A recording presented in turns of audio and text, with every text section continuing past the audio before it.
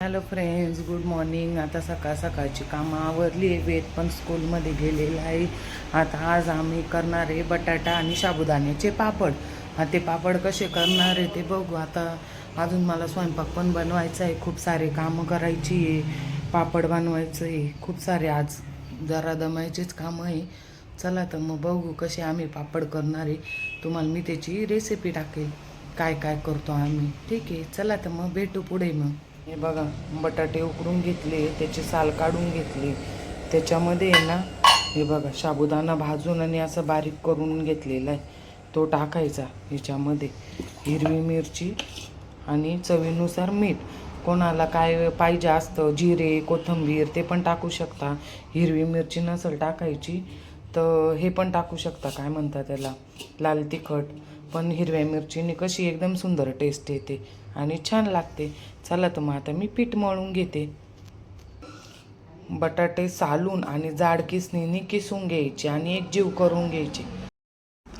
हे बघा, बटाटे कसे मी ना सालून घेतले होते आणि एका टोकरीमध्ये जाड किसणीने व्यवस्थित किसून घेतले. ते एकसारखे किसून घेतले का, एकजीव केले का, ते साबुदाण्यामध्ये व्यवस्थित मळल्या जातात. आता हे बघा, बटाटे किसून झाले.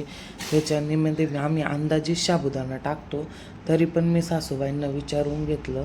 मग पावशेर एक तरी साबुदाणा असेल तो बारीक केलेला. तो कसा बारीक केला आहे सांगू का, तो आहे ना कढईमध्ये ना हे करून घेतला, गरम करून घेतला. मग गरम करून गार केला. मग गार केल्यावर आपल्या घरीच मिक्सरमध्ये तो बारीक केला. काय नाही, तो गरम झाला का बारीक होऊन जातो व्यवस्थित असं मिक्सरमध्ये.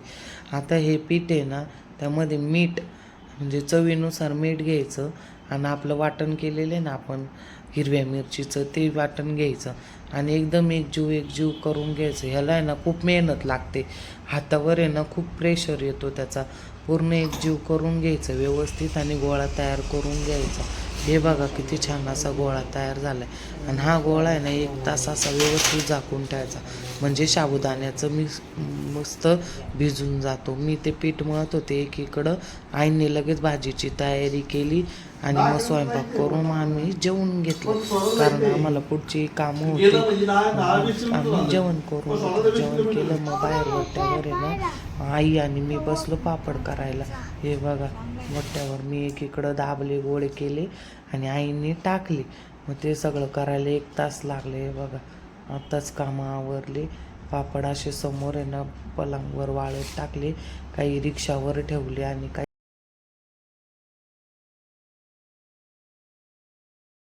इतक्यात वरतून खाली आली आहे. उन्हात पापड केले तर जरा डोकं दुखत होतं, पण मग पापड बी झाले करून आणि वाळत घातले व्यवस्थित.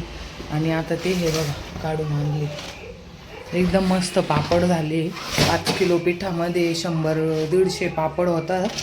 हे बघा, कलर पण छान आला आहे, पापड पण मस्त झालेले.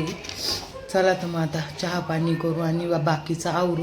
हे पापड आता उद्या परत त्याला 2-3 दिवस सलग ऊन दाखवावं लागेल, तेव्हा ते छान व्यवस्थित होतील. आणि तुम्हाला उद्या तळूनही दाखवेल पापड कसा आहे काही नाही. आता जेवण वगैरे करायचं आहे, स्वयंपाक. मग आता बघू, चला. इतक्यात कामं आवरले सगळे. पापड वगैरे व्यवस्थित साडीमध्ये झाकून वगैरे ठेवली. आता स्वयंपाक झालाय, आता जेवण बसलो, पण वगैरे माझा करू. हात इतका दुखायला लागला ना की बस जरा त्याच्यावर कामं खूप लोड आलाय. स्वयंपाक झालाय, पण सुजून गेली. जेवायला बसलो, झेंडू बाम खिचडी वगैरे लावला भाजी आणि केली, आराम केला. मॅच चालू आहे चला तर बघायचं मग काम. भेटू त्याला मॅच आपण खूप नेक्स्ट आवडते. व्लॉगमध्ये. मॅच तोपर्यंत बघता चॅनलला बघता लाईक त्याला शेअर आणि सांगितलं सबस्क्राईब करा. सगळ्यांनी माझ्या व्यवस्थित हाताला तर जेवण खूपच करून त्रास घेतले होतोय आणि जरा जास्त बसलो होतो लोड जरा. आलाय. हातावर ना खूपच लोड येऊन गेला होता माझ्या. ते पीठ मळलं ना साबुदाणा बटाट्याचं, त्याने खूप माझ्या हाताच्या नसा एकदम सुजून आलेल्या आहे बघा. ह्या हात नाही, पण ह्या हाताला माझ्या जरा त्रास होतो.